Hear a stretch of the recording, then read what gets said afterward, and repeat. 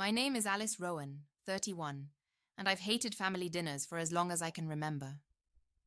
Not because I despise my family, hate requires energy, but because those nights strip away the paper-thin layer of civility everyone wears like a cheap costume. Warmth becomes theatre, affection sharpens into a blade, and the soft hum of forced laughter always ends with someone bleeding beneath the tablecloth. Before we continue, please subscribe to the channel and tell us where you're listening from. Tonight was no different.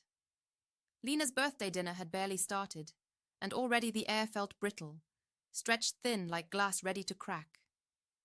The restaurant was dim and soft, candles flickering in small glass lanterns, forks scraping a little too loudly against plates.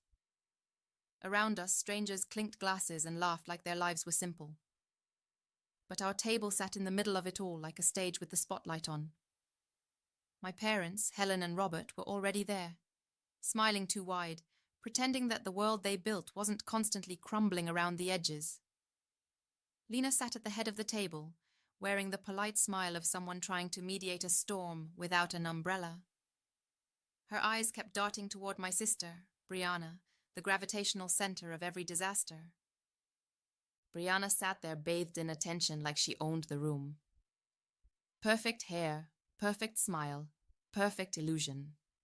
Her confidence wasn't strength, it was hunger, a hollow kind of need that feeds on being seen, even if someone else has to bleed for the spotlight. She's always been like that. Sharp, bright, empty. "Alice, over here," my mom chirped as I walked in, voice so sweet it made my teeth ache. "Sit next to your sister." Of course.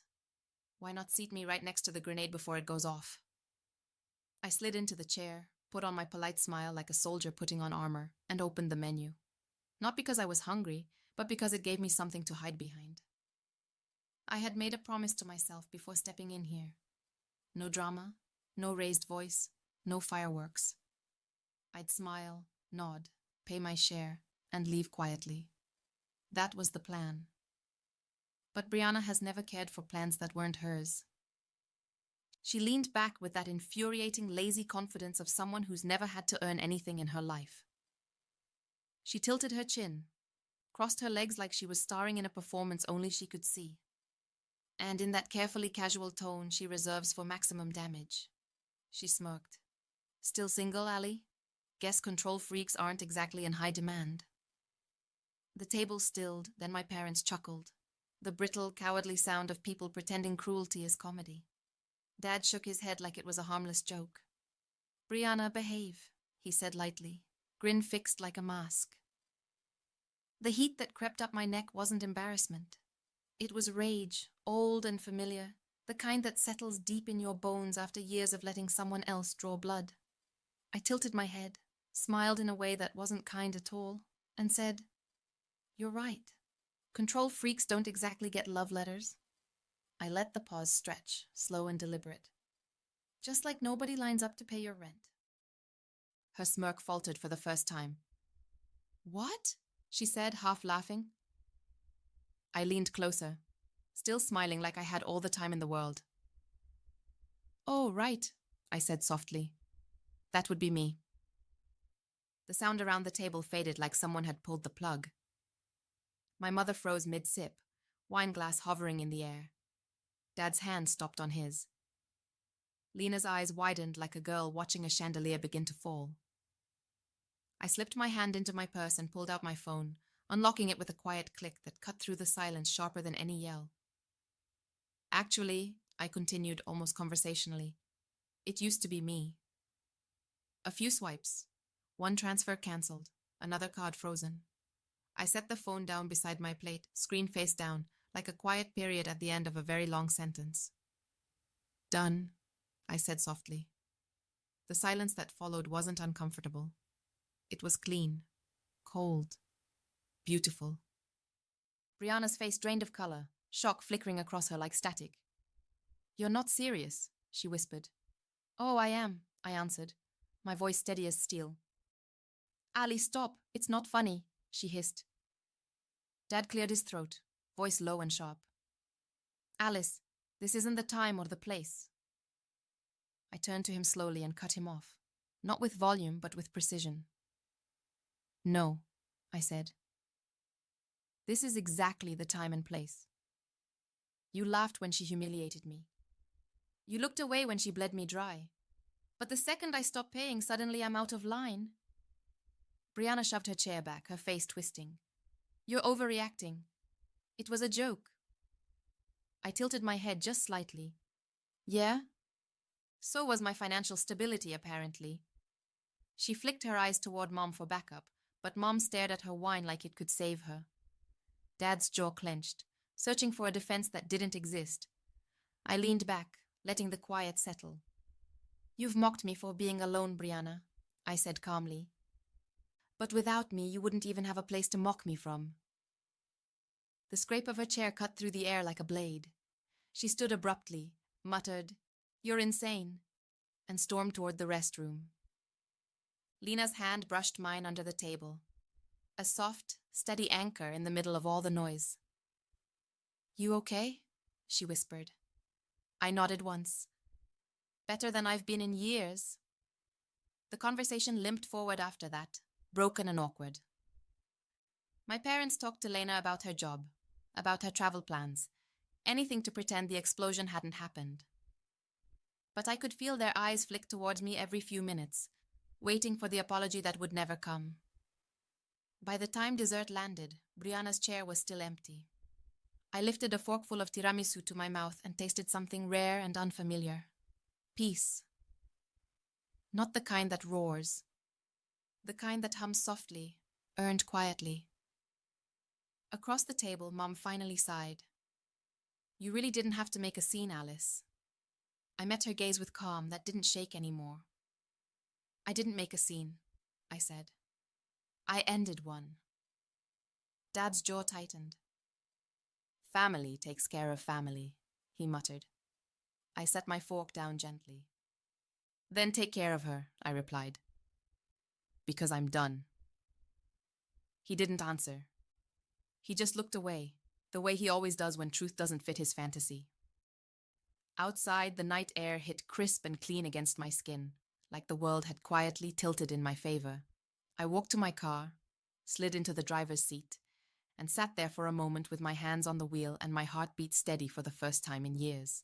I thought about every rent payment, every bill, every dinner where I'd been mocked into silence. I thought about the way her laughter died tonight, about how my voice didn't shake, and how, for the first time, I had chosen myself. If you want to understand why that one sentence landed like a grenade, you need to hear the story behind it. Because this didn't begin at Lena's birthday dinner. It began the day I agreed to help my sister get back on her feet. Translation: the day I became her personal bank. It began on a rain-soaked Tuesday 2 years ago, the kind of day where the sky seems too heavy to hold itself up. I remember because the sound of water against the window felt louder than my own heartbeat. Briana stood at my apartment door with her mascara running, clutching a single grocery bag like a prop in a bad play. I just need a little help, Ali. Just 1 month until I figure things out, she'd said, her voice fragile enough to make guilt bloom in my chest before reason had a chance to speak. Behind her, the rain blurred the city lights into streaks of silver. I should have said no. I could have said no. But guilt is the language my family taught me before I even learned my alphabet. And I've always been fluent. I opened the door. She walked in like it had always been hers. She dropped the bag on the floor and exhaled as if she'd just stepped into a 5-star resort instead of my tiny 1-bedroom. You're a lifesaver, she whispered, already scanning the room with those calculating eyes. She didn't ask to sit. She simply did. The first night she slept on the couch. By the third, it was her bed. My groceries became her groceries, my Wi-Fi her entertainment subscription, my quiet apartment a revolving stage for her recovery arc that never actually started. She said she'd get back on her feet after she found a job. Then the first job fell through. Then another. Then she'd freelance, she promised. Just temporary. Just a little longer. Every lie wrapped in a soft voice and wide eyes, and I let each one in like a guest who never left. The first month, I paid the deposit for a small apartment nearby, thinking it would be temporary. She promised to cover rent once her new job started. When that didn't happen, I told myself it wasn't a big deal. She was struggling. She needed help. That's what family does, right? I covered the second month too. Then the utilities. Then her phone bill because apparently it was essential for job hunting. Somewhere between the third and fifth payment, my wallet stopped being mine. Her calls always came with the same soft sighs and trembling words. I'll pay you back. But she never did. And the worst part? I never really expected her to. Guilt doesn't ask for fairness. It just demands silence. Every time I hesitated, my parents called. My mother's voice would arrive like smoke through the phone. Sweetheart, she's had such a hard time. You've got a stable job. You can afford to help your sister. My father, quieter but sharper, would say, family takes care of family, Alice. You don't know real stress. You're lucky. That last word always landed like a weight. Lucky. Lucky that I had no kids. Lucky that I could pay. Lucky that I'd been responsible enough to become everyone else's safety net. So I kept paying. Not because I wanted to, but because they decided I could. The months blurred. Bills piled up, and my own life began shrinking to make room for hers. My kitchen filled with groceries I didn't buy. My internet plan mysteriously upgraded to Ultra Max.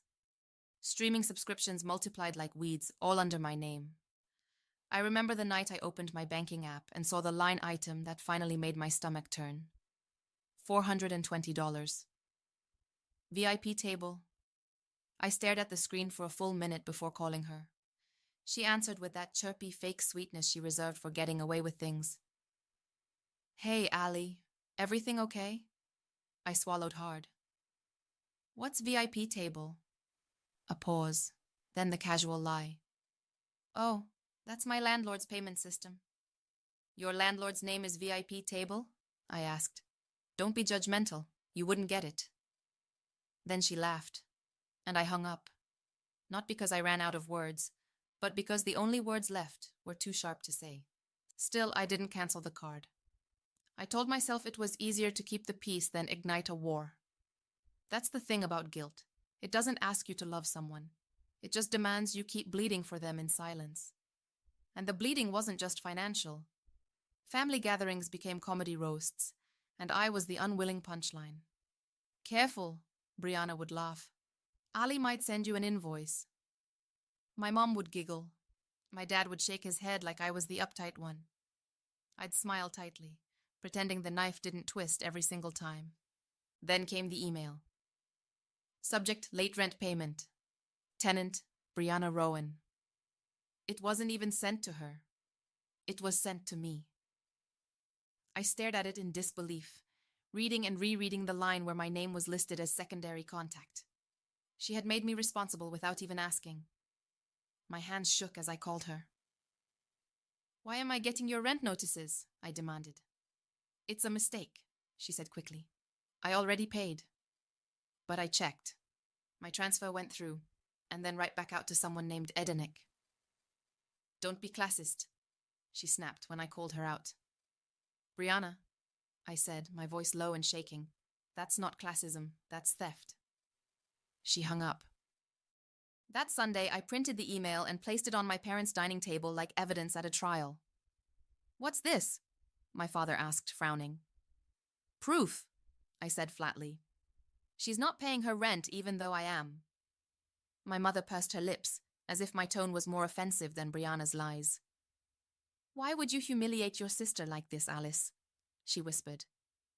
Humiliate her? I bit out. She's one step away from eviction. I'm the one keeping her roof over her head.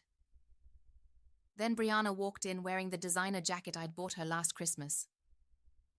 She saw the paper, smirked like the villain she didn't even bother hiding anymore, and said, Wow. Turning family into a courtroom now? Something in me, something small and tired, cracked open. You've been lying to me, I said quietly. She rolled her eyes. You're just bitter because you're single and have nothing better to spend your money on. The silence that followed was sharper than shouting. You've got 2 weeks, I said, steady now. After that, I'm done. Rent, utilities, everything. Mom gasped. Dad frowned. Briana scoffed. You'll cave. You always do. I didn't argue. I just stood, grabbed my bag, and walked out. That night, my phone exploded with guilt. Mom's long messages, Dad's lectures about loyalty, Briana's trembling voice notes about betrayal. I didn't answer a single one. Instead, I opened my laptop and started cutting the ropes. Shared cards unlinked, automatic payments cancelled, credit locked, subscriptions revoked. It felt like peeling off a skin that had grown too tight around me. Cruel, maybe. Necessary, definitely. For the first time in years, I wasn't preparing to save someone. I was preparing to stop. A week later, Lena's birthday invitation came through. I already knew how that night would end. If Briana crossed the line, I wouldn't just sit quietly anymore. And she did. She always does. What she didn't know was that this time, I wasn't her sponsor. I was her reckoning. I'd built the cage. She'd learned to live in it. The thing about setting boundaries with someone who's used to living off you is that they never go quietly. The silence that followed my message that night, the one where I cut every financial tie, didn't last long. By morning, guilt began trickling through every open channel of my life like water seeping through cracks in a wall. My phone vibrated with my mother's voice messages, honey-sweet at first, then sharp. She's your sister, Alice. She's fragile. My father layered his disappointment like paint, calm, deliberate, suffocating. If your grandmother saw this, she'd be ashamed. And Briana, of course, sang the whole song, begging, raging, bargaining. One message said I was heartless. The next begged for $300, just this once. The one after that called me evil. It was a familiar storm, but this time I didn't step outside to stand in it. I let it rage against a locked door. Then the retaliation began. On Wednesday, a fraud alert pinged on my phone, an attempted charge on the utilities card I'd already paused. 10 minutes later, an alert for a rejected credit line application in my name. She wasn't just angry, she was cornered. Briana had always believed that as long as she pushed hard enough, I'd bend. I'd always given in before, eventually. But not this time. I called the bank, locked everything tighter, filed a report, and then blocked her number. It wasn't dramatic. It was clean, surgical. 2 days later, the knock came, not from her, but from a voice I didn't recognize. "This is Paul, your sister's property manager," the caller said politely. "You're listed as secondary contact on her lease. Rent's overdue. If payment isn't received by 5 p.m., we'll issue a pay or quit notice." I stared at the city outside my office window, grey clouds pressing against the glass, and felt something inside me go very still. "I'm not her guarantor," I said evenly. "I understand," he replied. "But the notice will be sent to both emails on file." "Then do your job," I said, "and remove mine." He chuckled softly, like someone who's seen this story play out too many times. "Of course, Miss Rowan. Consider it done." Click. Another rope severed. That night I made tea, sat on the balcony, and watched the city melt into its usual hum. For the first time in years, there were no emergency texts, no last-minute transfers, no desperate phone calls masked as love. Just quiet. But guilt is patient. It never disappears. It waits. At 9 p.m., my phone lit up. "Mom." "Your sister's having a panic attack," she said without even saying hello. "She says she can't breathe. She's not like you, Alice. She can't handle this." "No," I said softly. "She's not like me." I hung up before the next wave of guilt could drown me. The next morning, Briana showed up at my door like a storm with legs. Her eyes were wide, red-rimmed, clutching a folded eviction notice like it was proof of my cruelty. "You did this," she shouted, voice shaking. "They want 1,400 by 5 o'clock. What am I supposed to do?" She was still wearing the gold watch I'd paid for, the one she swore was an investment. I leaned against the doorframe, calm in a way that used to scare me. "Sell the watch," I said. "Sell the jacket. Call your club friends. You'll figure it out." "I'm not pawning my life, Alice," she spat. "You've been pawning mine for 2 years," I said, and closed the door. She banged on it once more, then silence. I watched through the peephole as she stormed away, crumpled notice in her fist. 10 minutes later, Mom's text arrived, sharp and cold as a blade. If she's evicted, that's on your conscience. I typed back without hesitation. If she's evicted, that's on her lease. Then I muted the family group chat for good. By Friday, the situation had graduated from guilt to strategy. My father sent a formal email, because of course he did, with the subject line, Family Strategy Dinner, Sunday at 6 p.m. Attached was an agenda, an actual agenda, bridge plan, 90-day coverage, family expectations. It was almost laughable. They'd turned my life into a negotiation board. I stared at the email, then typed my reply in one line. I'll come, but I'm not bringing my checkbook. What I didn't expect was how quickly Briana would weaponize the rest of the family. Group texts started circulating. We all need to rally around Briana in this difficult time. That one was from my mother. Alice has decided to cut your sister off without warning. From my father. And then from Aunt Linda, the family's favorite spectator. Why was Alice paying her bills in the first place? For once, the silence after that didn't sting. It made me smile. Finally, someone had asked the right question. The following Monday, Briana called me from an unknown number. Her voice was honeyed, syrupy sweet, the kind she used whenever she wanted something. Hey Ali, I'm trying to set up autopay for next month's rent, but the card's not working. Did the bank block it? No, I said, leaning back in my office chair. I did. She laughed, soft and forced. You're kidding. Nope. The laughter died. Her voice sharpened. You can't do that. Already did. You think cutting me off makes you some kind of hero? She hissed. You'll regret this when no one's around to help you. Maybe, I said quietly. But you'll regret never learning to help yourself. The line went dead. She tried again 2 days later. Long voice notes soaked in fake tears. You're not just my sister, you're my best friend. I can't believe you'd do this to me. I'm having panic attacks. Then came the emotional shrapnel. You've always needed to feel superior. Admit it. I didn't reply. Then came Mom's voice, soft and accusing. Honey, your sister's not built like you. She's sensitive. So am I said flatly. I just stopped paying for it. It wasn't about the money anymore. It hadn't been for a long time. It was about the unspoken contract Briana believed in. I fix it, she breaks it. I carry it, she drops it. I hold, she takes. She'd built her entire adult life on the assumption that I'd never walk away. And until now, she'd been right. Sunday loomed like a storm cloud. The strategy dinner had become the battlefield where guilt and truth would finally collide. And for the first time, I wasn't walking in as the peacekeeper. I was walking in as someone who had already burned the bridge behind her. This wasn't just about rent anymore. It was about power. The restaurant for the so-called strategy dinner was carefully chosen by my father. Not too casual, not too expensive. Just polished enough to pretend civility. Just quiet enough to make every word land like a hammer. A long table waited by the window, city lights behind it like a silent jury. They were already seated when I arrived. My parents on one side, Lena in the middle, and Briana across from the empty chair meant for me. She looked different, not defeated but frayed.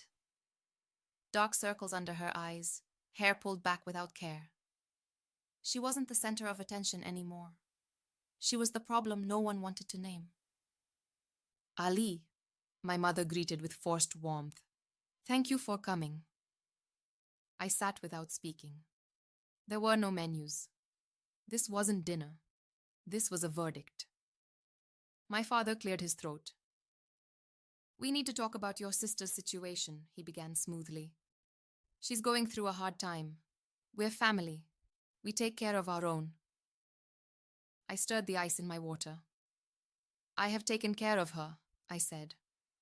For 2 years. Dad leaned forward. But cutting her off without a transition plan, that wasn't fair. I almost laughed. She wasn't cut off without warning, I said evenly. She was warned every time the rent was late, every time she swore she'd pay me back and didn't. Briana shifted but stayed quiet. Alice, your sister is fragile, my mother began. No, I cut in softly. She's irresponsible. The word froze the table. For years we'd tiptoed around it like glass. She's not a child, I continued. She's a grown woman who made choices. I paid for those choices. That ends now. Briana finally snapped. I didn't ask for your charity. I met her eyes. No, you demanded it. You made it the price of peace. And I paid because guilt was easier than honesty. My father bristled. Alice, that's enough. No, I said. It's the truth. I wasn't helping Briana. I was managing her. My mother whispered, You're being cruel. No, I answered. I'm being clear. Silence stretched tight. Briana's voice cracked. If I get kicked out, where am I supposed to go? For a second I saw the sister I'd loved as a child. But guilt isn't love. It's a leash. You'll figure it out, I said gently, because I won't figure it out for you anymore. Lena's quiet voice followed. She's right. My parents said nothing. Something invisible between us finally cracked.